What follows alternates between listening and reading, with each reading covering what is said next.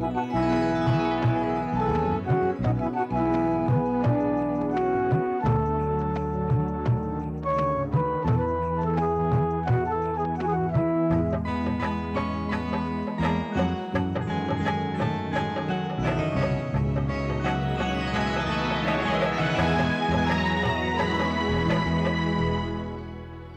घे, आणखी सांग.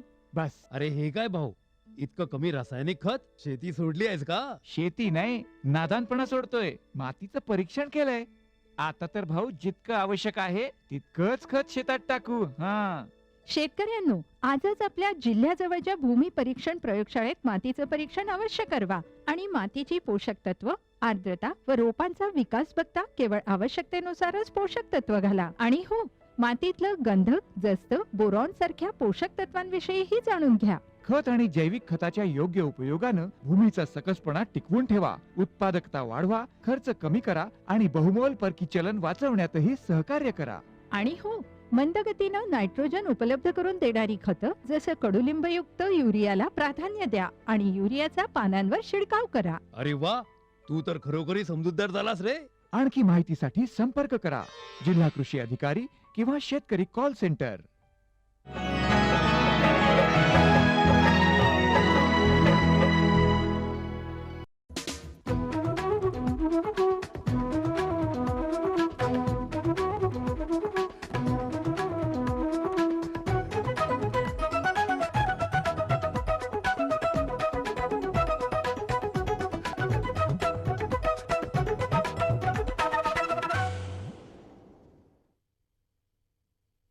बांबूचा वापर चांगल्या पद्धतीने होण्यासाठी आता संशोधन केंद्र, राज्यात वाईन उद्योगाच्या पुनरुभारणीस नव्यानं धोरण तयार करण्यात येणार, कोल्हापूर जिल्ह्यात चंदगडमध्ये भात खरेदी केंद्र सुरू होणार आणि राज्यात मार्च महिना अखेरीपर्यंत सौर ऊर्जेवरचे 20,000 कृषीपंप बसवणार. नमस्कार, आता पाहूया सविस्तर वृत्त. राज्यात बांबू या पिकाची शास्त्रोक्त लागवड व्हावी आणि त्याचा योग्य औद्योगिक वापर व्हावा यासाठी राज्य शासनानं पुढाकार घेतला आहे. चंद्रपूर जिल्ह्यातल्या चिचपल्ली इथं बांबू संशोधन आणि प्रशिक्षण केंद्राची स्थापना करण्याचा निर्णय राज्य शासनानं घेतला आहे. राज्याचं नवीन बांबू धोरणही जाहीर करण्यात येणार असून त्या अंतर्गत या केंद्रातून प्रशिक्षण देण्यात येणार आहे. चंद्रपूरमधल्या केंद्रात रोजगार आणि प्रशिक्षण महासंचालनालय यांच्या वतीनं केंद्र शासनाचा मान्यताप्राप्त अभ्यासक्रम सुरू करण्यात येणार आहे. आधुनिक रोजगारक्षम कौशल्याअंतर्गत बांबू प्रोसेसिंग, सेकंडरी बांबू प्रोसेसिंग, बांधकामासाठी बांबूचा उपयोग, बांबूपासून फर्निचर तयार करणं या गोष्टी शिकवल्या जाणार आहेत. बांबू टर्निंग प्रॉडक्ट आणि फाईन बांबू प्रॉडक्ट हे उच्च प्रकारचं प्रशिक्षण सुद्धा या केंद्रात दिलं जाणार आहे. पारंपरिक पद्धतीचा वापर करणाऱ्या कारागिरांना या केंद्रात नवीन कौशल्य विकसित करता येतील आणि आपलं आर्थिक उत्पन्नही वाढवता येणार आहे. राज्यात वाईन उद्योगाच्या पुनरुभारणीस नव्यानं धोरण तयार करण्यात येणार आहे. उद्योग मंत्रालयानं त्यासाठी पुढाकार घेतला आहे. राज्यात वाईन उद्योगाला काही वर्षापूर्वी भरभराट होती. देशातल्या 95 वायनरीपैकी महाराष्ट्रात सर्वाधिक म्हणजे 75 वायनरी होत्या. मात्र 2007-08 या वर्षात जागतिक मंदीच्या पार्श्वभूमीवर वाईनची मागणी घटली. त्यानंतर 6,000 एकरांवरच्या वाईन द्राक्षांची लागवड झपाट्यानं कमी झाली. सध्या या उद्योगाला आणि वाईन द्राक्ष उत्पादकांना अनेक अडचणींचा सामना करावा लागत आहे. सध्या वाईन द्राक्षांच्या लागवडीचं क्षेत्र कमी होऊन ते 4,500 एकरावर आलं आहे आणि 75 वायनरींपैकी 50 वायनरी बंद पडण्याच्या अवस्थेत आहेत. त्यामुळेच या उद्योगाला पुन्हा झळाळी देण्यासाठी उद्योग मंत्रालयानं विविध योजना राबवण्याचं ठरवलं आहे. त्यासाठी केंद्र शासनाकडून मदत मागण्यात येणार असून राज्य पातळीवर उत्पादन शुल्क, कृषी आणि फलोत्पादन या विभागांचं सुद्धा सहकार्य घेण्यात येणार आहे. या सगळ्या विभागांच्या समन्वयातून वाईन उद्योगाला नवी झळाळी देण्यासाठी नवं धोरण निश्चित करण्यात येणार आहे. त्यामुळे या द्राक्ष उत्पादक शेतकऱ्यांचीही अनेक अडचणींमधून मुक्तता होण्याची आशा निर्माण झाली आहे.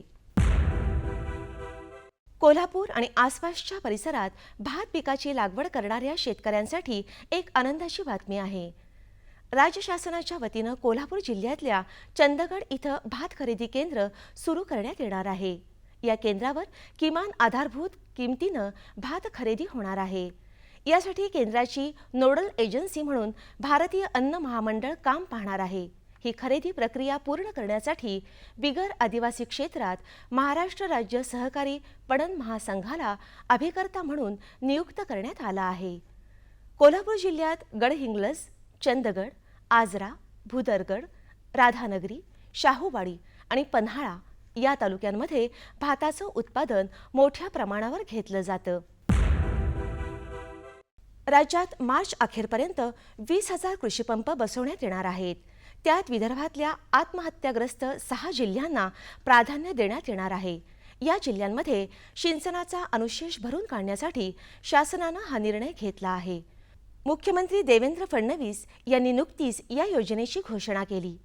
अनेक जिल्ह्यांमध्ये विजेचा पुरवठा ही सुद्धा समस्या असल्यामुळे वीज पंपांऐवजी सौर ऊर्जेवरचे कृषीपंप बसवण्याचा निर्णय शासनानं घेतला आहे.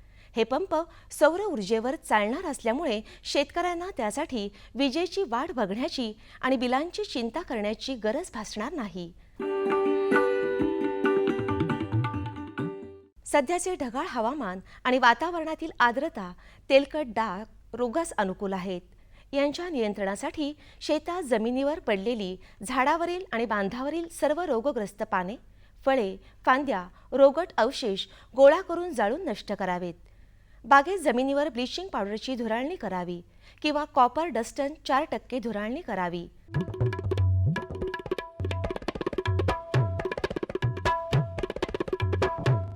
आता बघूया सातारा कृषी उत्पन्न बाजार समितीचे काही बाजारभाव प्रति क्विंटलचे. वांगी कमाल 3,500 रुपये, किमान 3,000 रुपये प्रति क्विंटल.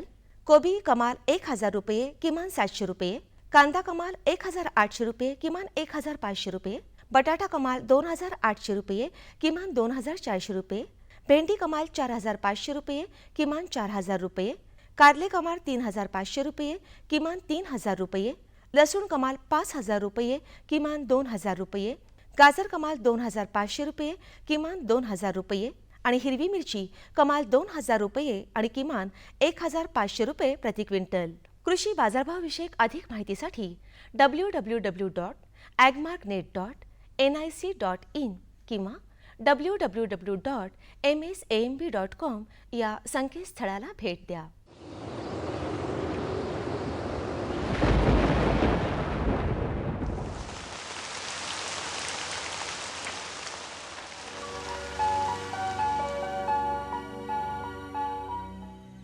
राज्यात हवामान कोरडे राहील. राज्यातील काही प्रमुख शहरांचं तापमान अंश सेल्सिअसमध्ये पुढील प्रमाणे. मुंबई कमाल 34 अंश सेल्सिअस, किमान 20 अंश सेल्सिअस. पुणे कमाल 28 अंश सेल्सिअस, किमान 15 अंश सेल्सिअस. नागपूर कमाल 31 अंश सेल्सिअस, किमान 15 अंश सेल्सिअस. नाशिक कमाल 30 अंश सेल्सिअस, किमान 17 अंश सेल्सिअस. औरंगाबाद कमाल 29 अंश सेल्सिअस, किमान 17 अंश सेल्सिअस. कोल्हापूर कमाल 30 अंश सेल्सिअस, किमान 17 अंश सेल्सिअस. सांगली कमाल 30 अंश सेल्सिअस, किमान 17 अंश सेल्सिअस. सातारा कमाल 28 अंश सेल्सिअस, किमान 15 अंश सेल्सिअस. आणि सोलापूर कमाल 30 अंश सेल्सिअस आणि किमान 17 अंश सेल्सिअस राहण्याची शक्यता आहे. हवामानविषयक अधिक माहितीसाठी भारतीय हवामान विभागाच्या www.imd.gov.in या संकेतस्थळाला भेट द्या. या होत्या आजच्या कृषी वार्ता. पुन्हा भेटूया पुढील भागात. तोपर्यंत नमस्कार.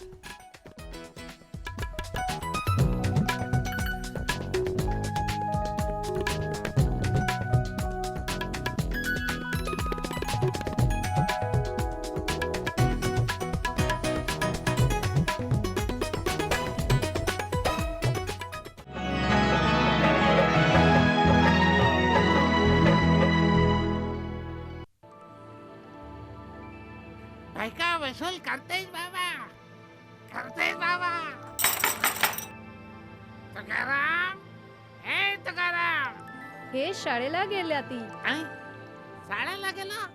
अरे बा नाही सांगायचं तर पटेलाशे बॉल बायडे.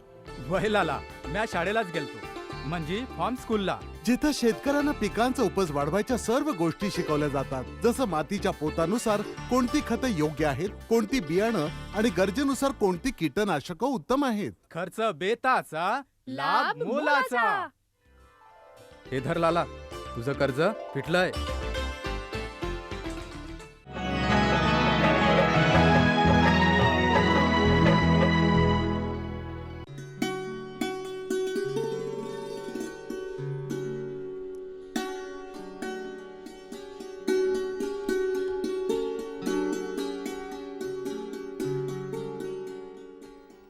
महाराष्ट्राची भूमी ही साधू संतांची भूमी, भाविकांची भूमी.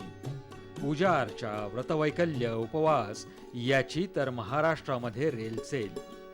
त्यामुळे उपवासाचे पदार्थ आणि त्यासाठी लागणाऱ्या शेतीमालाचं उत्पादन याचीही शेतकऱ्यांना जाणीव आहे.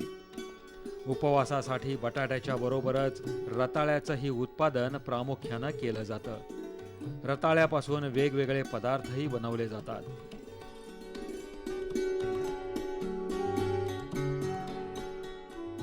केवळ उपवासालाच नव्हे तर एरवी सुद्धा रताळ्याच्या पदार्थांना मागणी असते.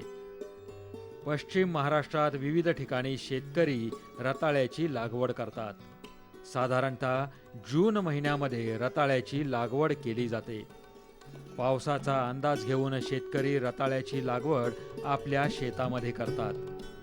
पिकाचा दर्जेदारपणा टिकवण्यासाठी 2-3 वेळा औषधांची फवारणी करून तसंच 2-3 वेळा खतांचा पुरवठा करून रताळ्याचं पीक घेतलं जातं.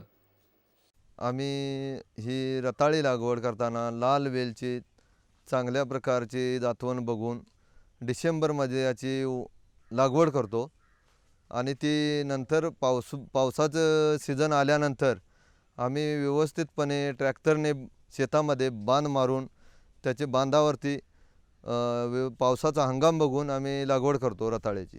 आणि त्यानंतर त्याची कोरपण भांगलन खतं देऊन व्यवस्थितपणे ऑक्टोबर-नोव्हेंबरच्या दरम्यान आम्ही त्याची काढणी करतो. 10-26-26 किंवा 052-34 ही 2 वेळा फवारणी करून 2-3 वेळा खतं देऊन व्यवस्थितपणे याचं हे करतो नियोजन. मार्केटमध्ये आम्हाला बेळगाव मार्केट जवळ असल्यामुळे मार्केटिंग करतो. दसऱ्याचा आणि दिवाळीचा कार्तिक एकादशीचा मोसम बघून आम्ही याची काढणी करतो आणि त्यामुळे आम्हाला 1100 ते 1200, 1500पर्यंत भाव मिळतो. हमी भाव नसल्यामुळे आम्हाला या पिकामध्ये म्हणावं तसं उत्पादन मिळत नाही. तरी पण आम्ही याला एकरी 40 ते 50 हजार मिळू शकतो. याचा एकरी खर्च साधारणपणे आम्हाला 15 ते 20 हजार येतो ट्रॅक्टर सकट बांगल्याने सकट. निव्वळ शिल्लक नफा आम्हाला एकरी 25 ते 30 हजार रुपये शिल्लक राहतात.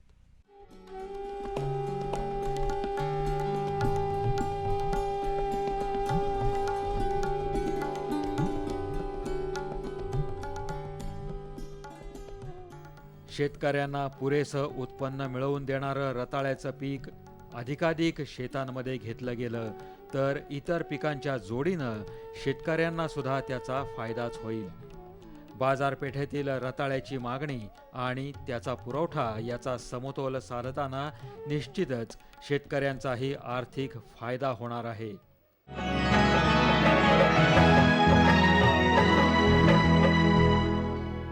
सुगंधाच्या दरवळीमध्ये, स्वादाच्या बहारीमध्ये, प्रगतीच्या डहाळ्यांमध्ये, पसरणाऱ्या हास्यांमध्ये, हिरव्यागार झाडांमध्ये, मोठ्या मोठ्या सौद्यांमध्ये, गोड मधुर गुंजनामध्ये, आनंदाच्या चाहुलीमध्ये. NHM बागवानी मिशन.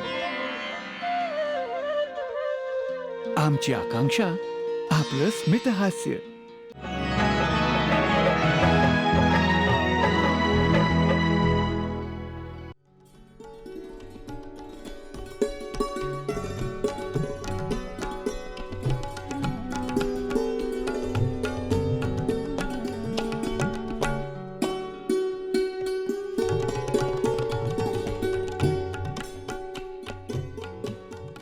दिवसेंदिवस हवामानात होणारे बदल हे केवळ शहरवासियांपुरतेच मर्यादित न राहता ते ग्रामीण भागातही पोहोचणं महत्त्वाचं ठरतंय. विशेषतः बदलत्या हवामानाचा परिणाम फळ शेतीवर अधिक होतो. त्यासाठी द्राक्षासारखी पिकं घेणाऱ्या शेतकऱ्यांना या हवामान बदलाची खबर वेळेमध्ये पोहोचणं गरजेचं झालंय. यासाठीच स्वयंचलित हवामान केंद्र आता ठिकठिकाणी शेतीमध्ये बसवली जात आहेत.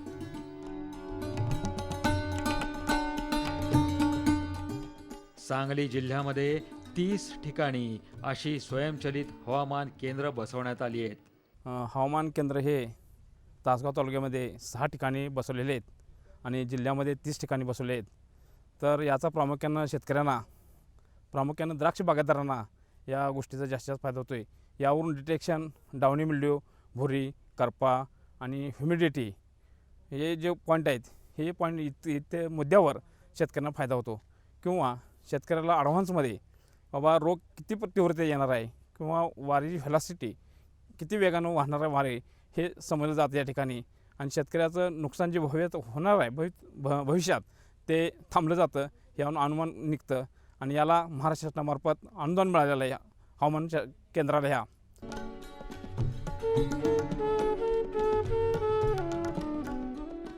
तासगावचा परिसर हा प्रामुख्यानं द्राक्ष बागायतदारांचा. या ठिकाणच्या द्राक्षांची बाजारपेठ विदेशात देखील जाऊन पोहोचली आहे.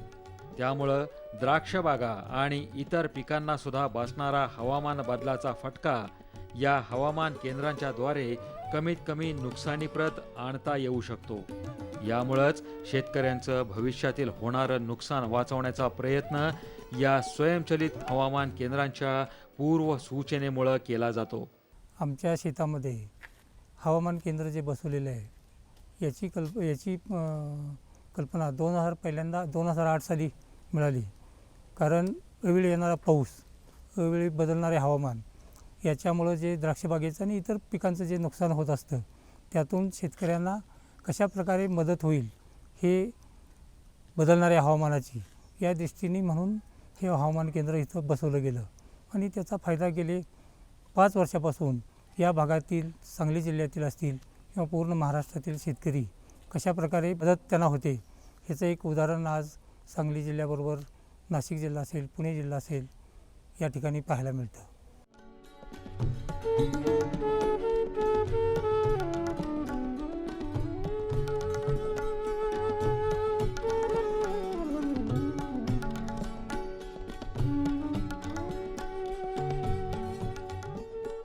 बदलते हवामान, किडींचा प्रादुर्भाव, शिवाय पिकांच्या आणि फळांच्या रोगराईविषयी अगोदरच पूर्वकल्पना मिळाल्यानं होणारं नुकसान टाळण्याच्या खबरदारीच्या उपाययोजना अंमलात आणणं सुलभ होतं.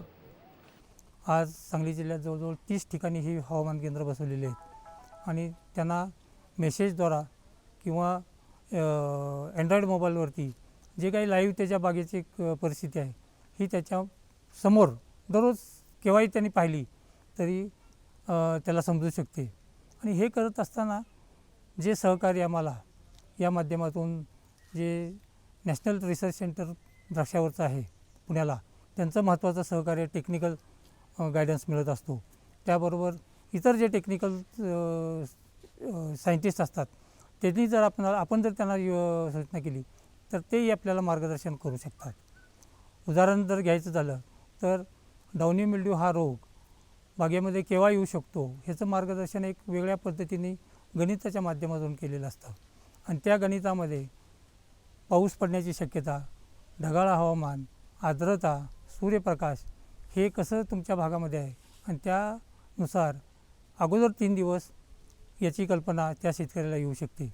आणि ही कल्पना आल्यानंतर तो शेतकरी त्याच्या बागेत येणाऱ्या रोगापासून हा येणारा रोग थांबवू शकतो, कमीत कमी नुकसान तो टाळू शकतो, होणारं नुकसान टाळू शकतो. ज्यायोगे ह्या नवीन उपक्रमाचा फायदा सामान्य शेतकऱ्यापासून मोठे शेतकरी जे आहेत ज्यांचं क्षेत्र त्याप्रमाणे ते करू शकतात. आणि हे करत असताना ज्यावेळी लोकांना त्याचा सुरुवातीला थोडी अडचण वाटत होती, पण या पद्धतीने जर औषधाचं निवारण आपण नियोजन केलं, पाण्याचं नियोजन केलं आणि शेवटी ज्यावेळी पैसे मिळण्याचा वेळ येते त्यावेळी क्वालिटीचं प्रोडक्शन या माध्यमातून होत असतं. त्यावेळी हा खर्च होणारा याची फी साधारणपणे वर्षाला आम्ही 1000 रुपये ठेवलेले आहे आणि त्या मानाने काहीच नाही आहे. आणि तो शेतकरी दिवसातून किती वेळ हे पाहू शकतो.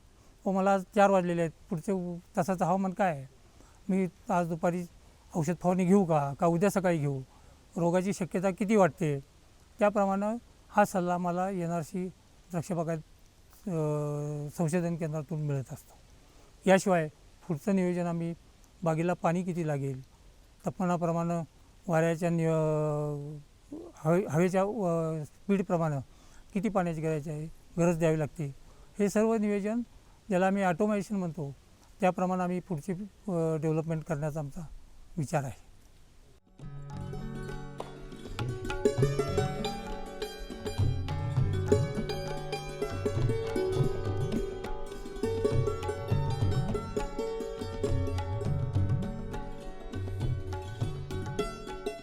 सध्याच्या आधुनिक युगामध्ये शेतीमध्येही नवनवीन तंत्रज्ञान, नवीन अवजारं, नवीन पद्धती येत आहेत.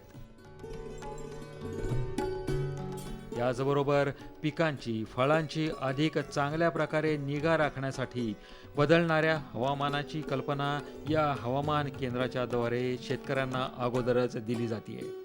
त्यामुळं शेतकऱ्यांना सुद्धा पिकांची निगा राखण्याचं नियोजन योग्य प्रकारे करता येत आहे. या केंद्रांच्या संपर्कात येणाऱ्या शेतकऱ्यांना अगोदरच याची कल्पना दिली जाते.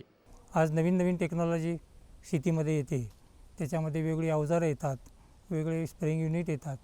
त्याप्रमाणे IT क्षेत्रातले हे जे हवामान अनुमान केंद्र ज्याला मी म्हणतो हे हे शेतामध्ये बसवल्यानंतर त्याच्या आसपासच्या साधारणपणे 5 किलोमीटर परिसरातील शेतकऱ्यांना त्याचं जे बदल होणारं हवामान हे दररोजच्या दररोज मिळू शकतं. उदाहरणार्थ मागच्या आठवड्यात जे आलेलं वादळ होतं, ह्या वादळाची कल्पना शेतकऱ्यांना 10 दिवस अगोदर मिळाल्यामुळं ज्या काही बागेतील कामाच्या किंवा शेतीतल्या कामाचं नियोजन शेतकऱ्यांनी चांगल्या प्रकारे केलं आणि रोग निवारण्याचं काम असू द्या किंवा इतर बागेतील कामं असू द्या, शेतीतील इतर काही कामं असतील, ह्याचं नियोजन ते करू शकले. आज जगामध्ये सर्व शेती ह्या हवामान केंद्राच्या अनुसार केली जाते आणि हा प्रयोग आपण पहिल्यांदाच 2008 साली इथं केल्यानंतर त्याच्यामध्ये होणाऱ्या सुधारणा, प्रत्येक वर्षी नवीन काहीतरी प्रयोग करायचे आणि शेतकऱ्यांच्यापर्यंत जायचं, ह्या पद्धतीनं आम्ही काम करतो आहे. आणि हे करत असताना आज जे शेती खात्याचं सहकार्य असेल किंवा इतर संस्थांचं सहकार्य हे फार चांगल्या प्रकारे आपल्याला मिळू लागलेलं आहे. आज जे शेतकरी आपल्या संपर्कात येतात, गावस्वरूपी एखादा ग्रुप शेतकऱ्यांचा असतो, त्या शेतकऱ्यांनासुद्धा याचं सहकार्य या माध्यमातून मिळू शकतं.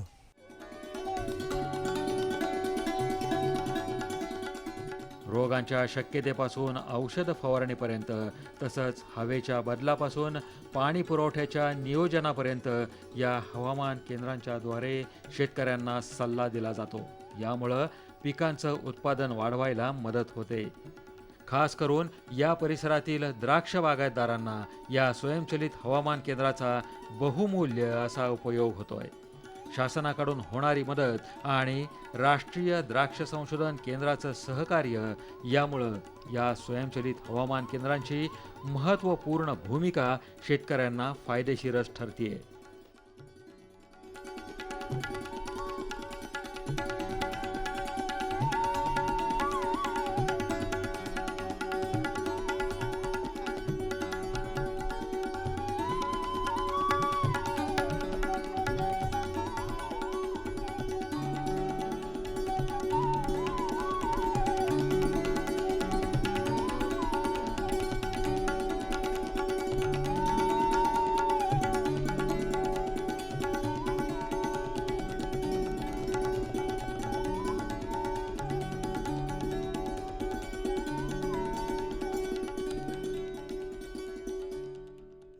आमचा पत्ता निर्माता कृषी दर्शन, दूरदर्शन केंद्र पुणे. आमचे ईमेल ID असे आहे ddkpuneकृषी@hotmail.com आणि ddkpuneकृषी@rediffmail.com.